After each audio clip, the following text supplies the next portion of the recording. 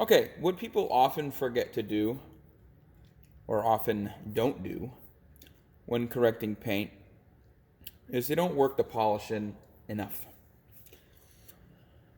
Some people get really impatient and they'll, maybe do 3 passes and then wipe, and that's just simply not the cure-all for paint correction. This is a BMW Z8 is relatively workable paint.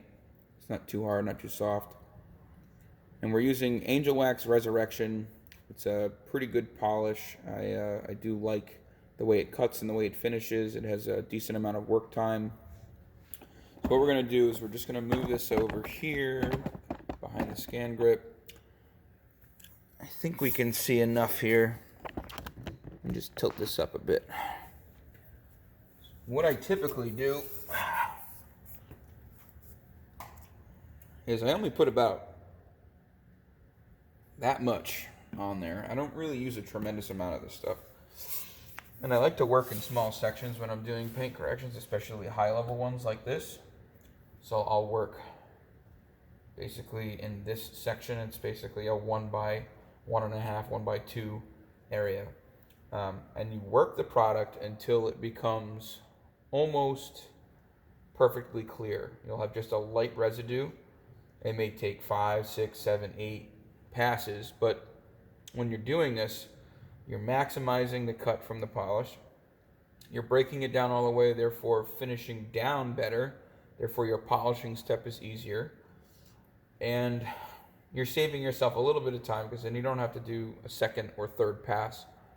In a lot of cases, technique is what kills a paint correction. At least it kills the time that it takes, unfortunately. Some guys will quote, 6 or 7 hours to do a full paint correction, and it ends up taking them 12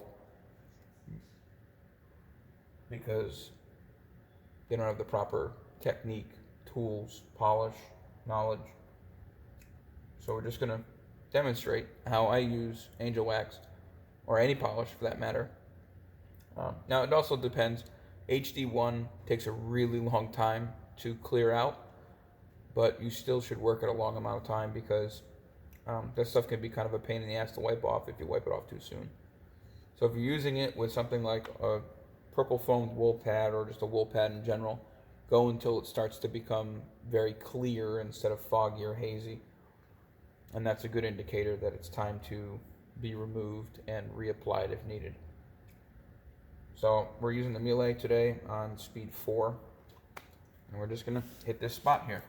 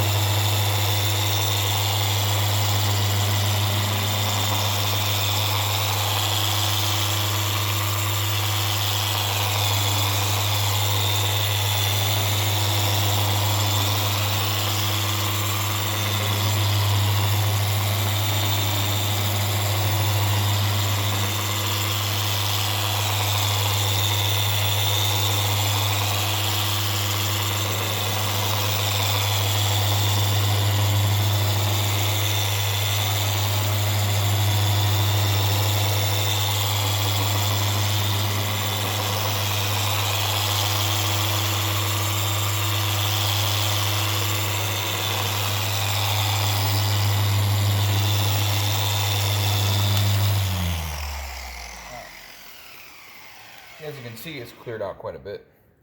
This should wipe off pretty easy, but know this, the more you apply to your pad, the harder it is going to be to remove, or the longer work time you're going to have. So if your pad's new, the first few passes are going to be a lot easier to remove. And then as time goes on, it'll get harder and harder to remove. So just comes off really easy, doesn't leave a tremendous amount of residue. Of course, switching out towels is kind of an important thing, because when you've got a ton of residue on the towel, you end up having a harder time wiping it all off.